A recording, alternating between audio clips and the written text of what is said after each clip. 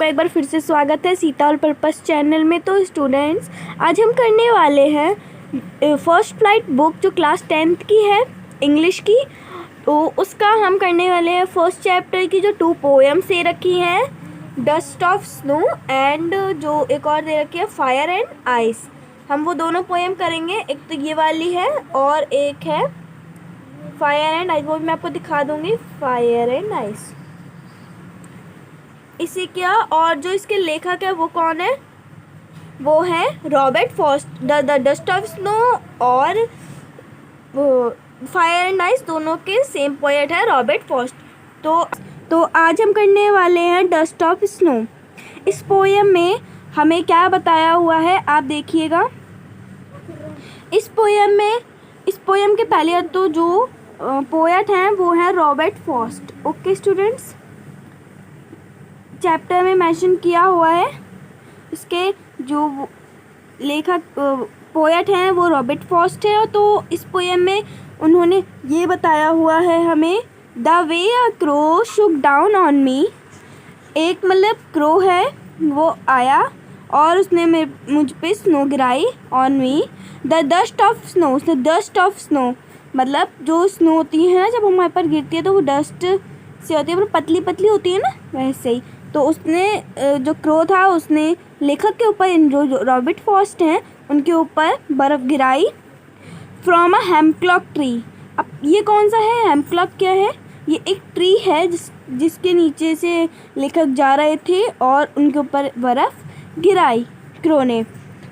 Has given my heart, और उसने ऐसा लगा कि जो हेमलॉक ट्री था ऐसा लगा उनको कि जो हेमलॉक ट्री है उसने मेरा हार्ट है वो मुझे वापस दे दिया है। अ चेंज ऑफ मूड, और मैं सैड था, उन्होंने मेरा मूड ही चेंज कर दिया। I am happy and saved some part of my day I had rued. तो अब क्या हुआ, जो लेखक था उनका मूड बिल्कुल चेंज हो गया और वो ये कह रहे हैं कि जो मेरी पूरी जो दिन था वो 1 डे था उसका, तो उसने उसको बचा लिया, उसका मूड चेंज कर दिया, वरना वो पूरे दिन सैड ही सैड रहता है। तो ये कह रहा है कि उसने मेरा मूड बदल दिया। जो हल्की सी स्नो गिरी है कि डस्ट ऑफ स्नो, तो उसने मेरा मूड है वो बिल्कुल चेंज कर दिया। तो स्टूडेंट्स, जैसे आपको अगर नहीं समझ आ रहा है, हेमक्लॉक का मतलब है ट्री है हेमक्लॉक नाम का। ओके, वैसे तो आपको सब कुछ समझ आ गया होगा। तो स्टूडेंट्स, बस इतनी सी पोएम है ये, आपको आई होप आपको पसंद आई होगी। और इसके जो ऑथर हैं पोएट हैं, आप उसको लर्न कर लीजिएगा अच्छे से, रॉबर्ट फॉस्ट, क्योंकि ये एग्ज़ाम में आता है, चाहे कोई भी एग्ज़ाम हो ये आता है। तो अच्छे से याद कर लीजिएगा रॉबर्ट फॉस्ट। हाँ, तो अब हम करने वाले हैं फायर एंड आइस। अब देखिए फायर एंड आइस, सम से the world will and in fire. अब इसमें बताया हुआ है कि कुछ लोग कह रहे हैं कि जो दुनिया है वो आग से ख़त्म होगी, लेकिन कुछ लोग ये भी कह रहे हैं कि जो दुनिया है वो आइस से ख़त्म होगी, यानी बर्फ़ से ख़त्म होगी। अब from what I tasted of desire I hold with those वो फेवर फायर। अब जो लेखक हैं वो ये कह रहे हैं कि मेरा मानना है कि ये दुनिया जो लोग कह रहे हैं आग से ख़त्म होगी, मैं उनकी साइड हूँ। लेखक ये कह रहे हैं, but if had to polish tweeze I think I know for hate.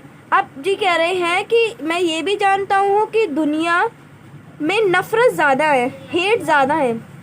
तो टू से the distribution ice is great. अब वो ये भी कह रहे हैं कि क्या पता दुनिया हेट से भी ख़त्म हो सकती है, और टू से डिस्ट्रीब्यूशन टू ऑल्सो ग्रेट। और जो लोग कह रहे हैं कि बर्फ़ से दुनिया ख़त्म होगी, मैं उनकी साइड भी हूँ कि दुनिया आइस से भी ख़त्म हो सकती है। एंड आई वुड सब। अब शायद पता नहीं दुनिया किससे ख़त्म होगी, बोल रहे पता नहीं कि दुनिया किससे ख़त्म होगी, हेट से, फायर से, आइस से दुनिया किससे ख़त्म होगी उन्हें ये पता नहीं है। तो इस स्टोरी में बस इतना ही बताया हुआ है फायर एंड आइस वाली में। तो स्टूडेंट्स, मैंने आपको दोनों पोएम अच्छी तरह से करा दी हैं, फायर एंड आइस और डस्ट ऑफ स्नो भी आपको अच्छी तरह से पता चल गया होगा कि उसमें भी लेखक यही बताना ये कह रहे हैं कि जब वो जा रहे थे तो उन जो क्रो था उनके ऊपर जब उसने बर्फ़ गिराई तो जो उनका जो हेमलॉक ट्री से जो बर्फ़ गिरी थी तो उनका उस ट्री से जो बर्फ़ गिरी उसके बाद उनका जो मूड है वो चेंज हो गया और जो उनका जो डे था वो सैड होने वाला था, लेकिन क्या हो गया, हैप्पी हो गया। अब वो ये कह रहे थे लास्ट में कि द डस्ट ऑफ स्नो जो थी वो मेरे पर गिरी, अब मेरा दिन पूरा अच्छा जाएगा। और फायर एंड आइस को तो मैंने आपको अभी समझा ही दिया है। आई होप आपको अच्छी तरह से समझ आ गया होगा। तो स्टूडेंट्स, अगर आपको मेरी वीडियो पसंद आ रही हो तो प्लीज़ लाइक कीजिएगा, शेयर कीजिएगा और मुझे कमेंट में बताइएगा कि आपको मेरी वीडियो कैसी लगी। तो स्टूडेंट्स, बाय।